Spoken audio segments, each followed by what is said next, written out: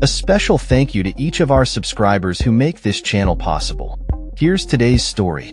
In a significant announcement that has captured global attention, Australian Prime Minister Anthony Albanese declared on Monday that Australia will officially recognize a Palestinian state.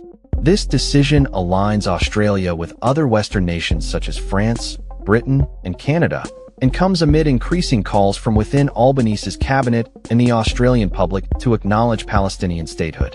Albanese described the situation in Gaza as a humanitarian catastrophe, emphasizing the need for immediate action to address the suffering of its people. The Prime Minister's comments followed a cabinet meeting where the decision was discussed, highlighting the urgency of the situation in Gaza, which has seen escalating violence and humanitarian crises in recent weeks. Albanese stated that the formal recognition of a Palestinian state will be presented at the United Nations General Assembly scheduled for September.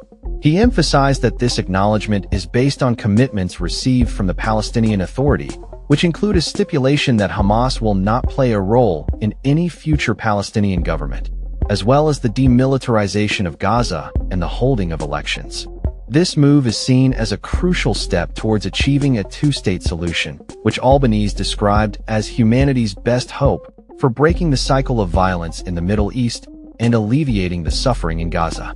The Prime Minister did not shy away from criticizing the Israeli government's recent military offensive plans in Gaza, stating that they continue to defy international law and are contributing to the dire humanitarian situation. Albanese's remarks reflect a growing concern among Australian officials regarding the ongoing conflict and the urgent need for a resolution that prioritizes human rights and humanitarian aid.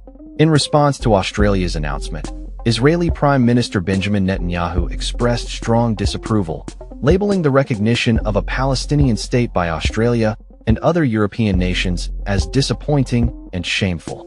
Netanyahu's criticism underscores the contentious nature of the Israeli-Palestinian conflict and the complexities surrounding international recognition of Palestinian statehood. Australia has long designated Hamas as a terrorist organization, and Albanese reiterated calls for the group to release Israeli hostages taken during the recent hostilities that began on October 7, 2023.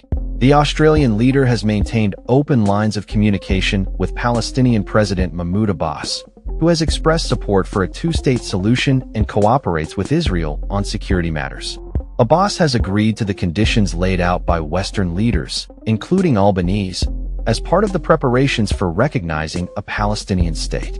Albanese's announcement has sparked discussions about self-determination for the Palestinian people, with the Prime Minister asserting that this recognition could help isolate and disarm Hamas, which he claims does not support a two-state solution. Notably, nearly 150 of the 193 United Nations member states have already recognized Palestinian statehood, a move that has been largely symbolic and met with rejection from Israel. The proposed two-state solution envisions the establishment of a Palestinian state alongside Israel, encompassing territories such as the West Bank, Gaza Strip, and East Jerusalem, regions that Israel seized during the 1967 Middle East War and that Palestinians seek for their future state.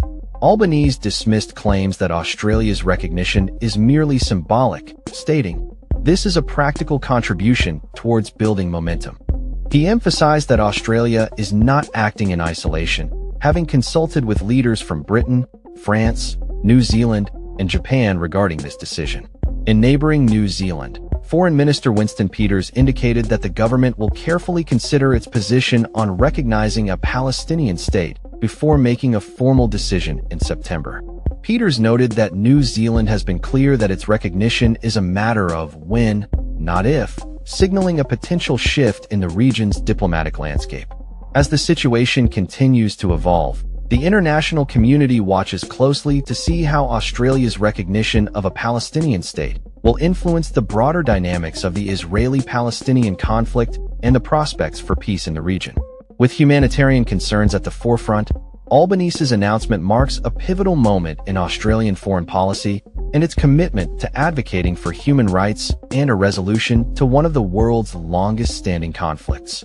That's all for this story. We upload videos every day covering many different subjects, so hit that subscribe button to stay informed. Thanks for watching.